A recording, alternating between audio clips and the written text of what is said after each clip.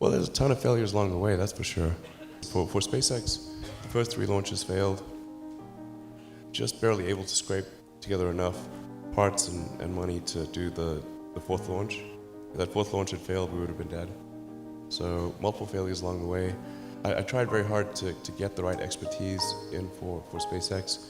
I tried hard to find a great chief engineer for the rocket. The good chief engineers wouldn't join, and the bad ones, well, there was no point in hiring them. So I ended up being chief engineer of the rocket. So if I could have found somebody better, then we would have maybe had less than 3 failures. So we embarked upon that journey to create SpaceX in 2002. And in the beginning, I actually wouldn't even let my friends invest because I didn't want to lose their money. I thought it was like, I'd rather lose my own money. We almost did die at SpaceX, actually. So I budgeted for 3 flights. I mean, technically, I did have a plan where I had the money from PayPal. I had like about 180 million from PayPal.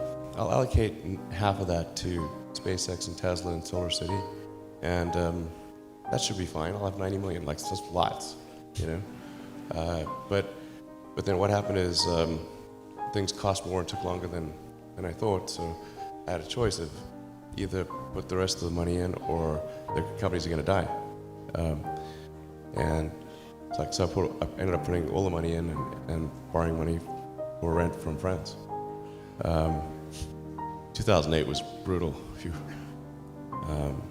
2008 we had the 3rd consecutive failure of the Falcon 1 rocket for SpaceX. Tesla almost went bankrupt. We closed our financing round 6 p.m. Christmas Eve 2008. It was the last hour of the last day that it was possible. We would have gone bankrupt 2 days after Christmas otherwise. And I got divorced. That was like rough. If things had just gone a little bit the other way, both companies would be dead. And I like one of the most difficult choices I've ever faced in life was in 2008. I think I had maybe $30 million left, or $30 or $40 million left in 2008. And I had 2 choices. I could put it all into one company, and then the other company would definitely die, or split it between the 2 companies.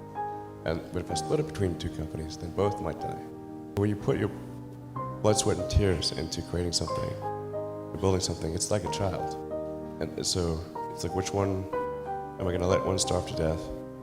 I couldn't bring myself to do it, so I split the money between the 2. Fortunately, thank goodness, they both came through.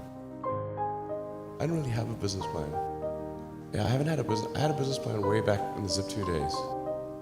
But these things are just always wrong, so I just didn't bother with business plans after that. I think, wishful thinking for sure is a source of many problems in many walks of life.